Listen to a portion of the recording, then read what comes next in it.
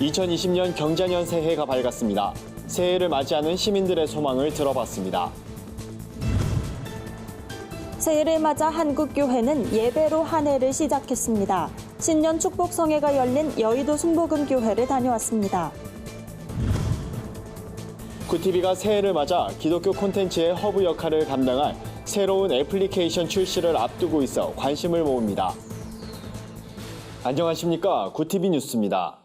2020년 새해가 밝았습니다. 지난해는 정치적으로나 사회적으로 양극화된 갈등에 국민 모두가 힘든 시기를 보냈는데요. 올해는 화해와 평화의 한 해가 될 수 있길 기대해 봅니다. 새해를 맞는 시민들의 소망을 들어봤습니다. 최루희 기자입니다. 유난히 다사다난했던 한 해를 보낸 시민들은 새로운 희망을 갖고 새해를 맞았습니다. 지난해 최저임금 인상 등의 여파로 순탄치만은 않았던 자영업자들은 무엇보다 경기 회복을 가장 큰 바람으로 꼽았습니다. 경기 어렵다 보니까는 이제 아메리카노 같은 경우에도 2잔씩 그 하나씩 그러죠.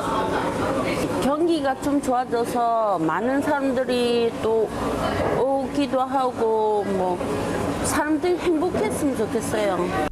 입대를 앞둔 청년은 건강한 군 생활과 무탈한 한 해를 기원했습니다.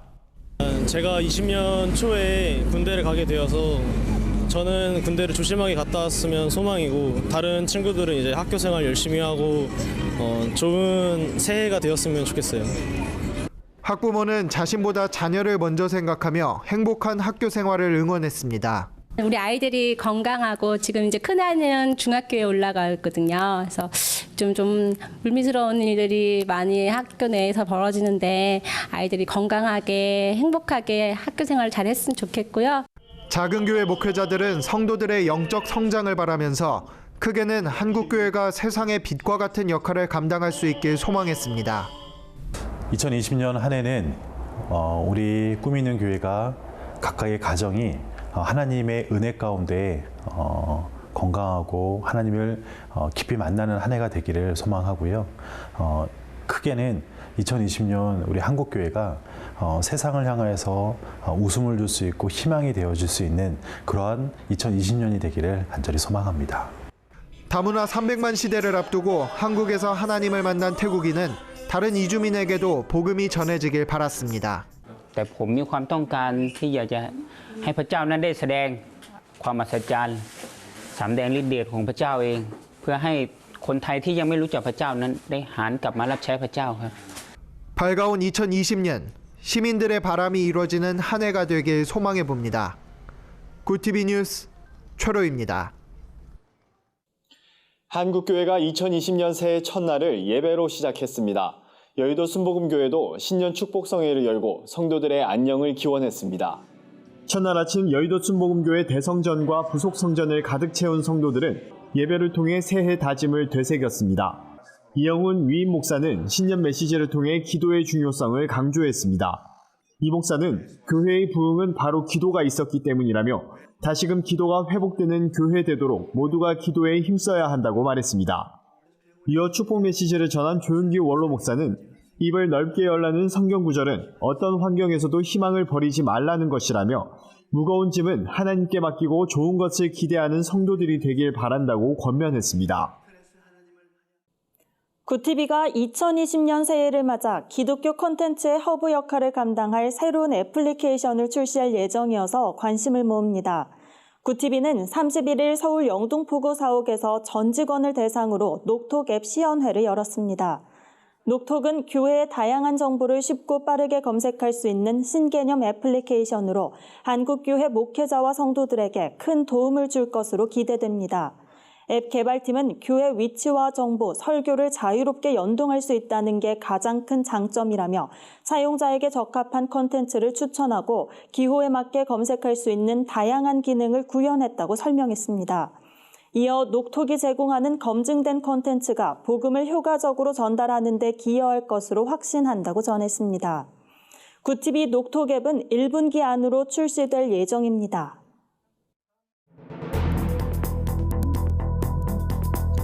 세계 곳곳의 주요 소식을 살펴보는 시간입니다. 이탈리아가 매년 새해 때마다 폭죽 사고로 몸살을 앓고 있습니다. 작년의 경우 수백 명이 화상을 비롯한 각종 부상으로 병원 치료를 받았다고 하는데요. 이에 따라 이탈리아 당국은 불시에 대대적인 불법 폭죽 단속에 나섰다고 합니다. 자세한 소식 박재현 기자가 전해드립니다. 새해 때마다 폭죽 사고로 몸살을 앓는 이탈리아가 불시에 대대적인 불법 폭죽 단속에 나섰습니다. 현지 언론에 따르면 이탈리아 당국은 전국적으로 일제히 단속을 벌여 총 3.7톤의 불법 폭죽을 압수했습니다.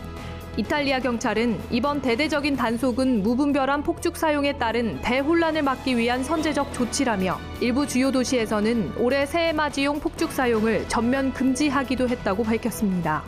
이탈리아는 매년 새해가 되면 주요 도시에 폭죽이 난무해 수백 명이 화상을 입는 등 각종 사고가 잇따르고 있습니다. 미국의 여성 우주인 크리스티나 코흐가 우주에서 289일을 체류하면서 단일 비행으로 최장기간 우주에 체류한 여성이라는 기록을 세웠습니다. 미 항공우주국에 따르면 코흐는 지난해 3월 국제우주정거장에 도착해 체류 중이며 오는 2월 328일의 체류 기간을 채우고 지구로 귀환할 예정입니다. 현지 언론은 선배 우주인인 패기 윌슨이 세운 288일의 체류 기록을 깨트렸지만 스콧 켈리가 2016년 세운 미국인 최장 우주 단일 비행 기록에는 12일 모자라다고 밝혔습니다.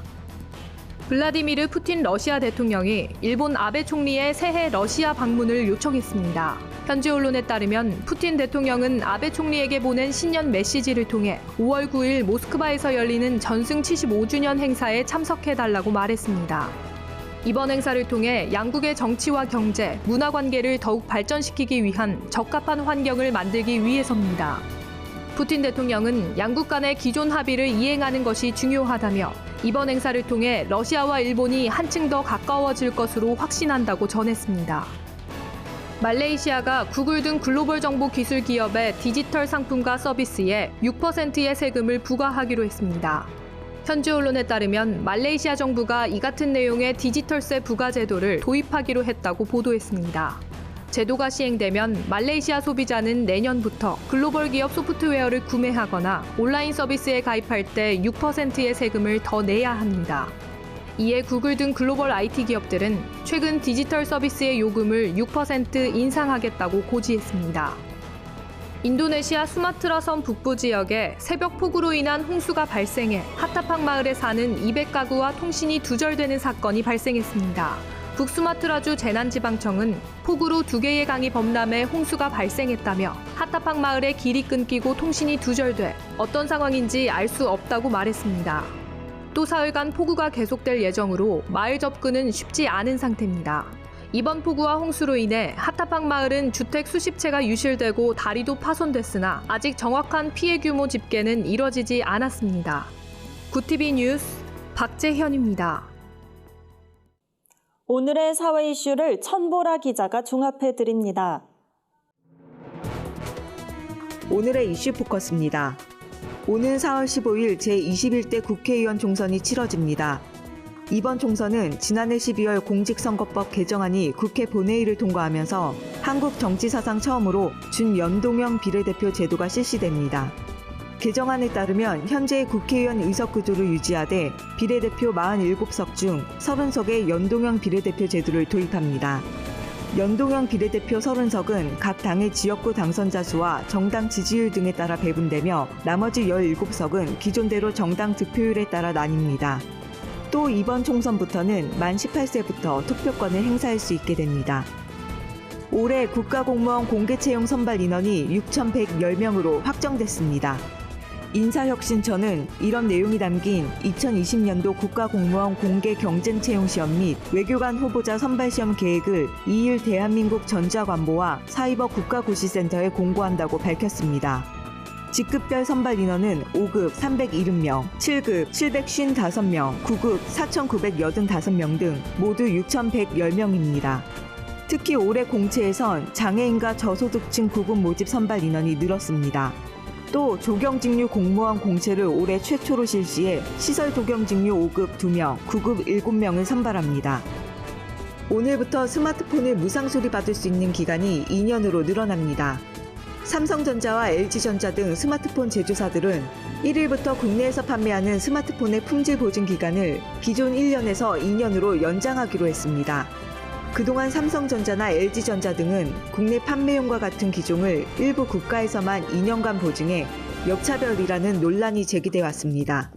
보증기간 연장은 1일 이후 제품을 새로 산 경우 적용되며 구형 모델이라도 올해 새로 구매했다면 보증기간이 연장됩니다. 다만 배터리나 충전기, 이어폰 등 소모품의 품질 보증기간은 기존 1년으로 유지됩니다. 굿TV 뉴스 천보라입니다. 글로벌 선교 방송단과 함께하는 교계 소식을 최로희 기자가 전해드립니다.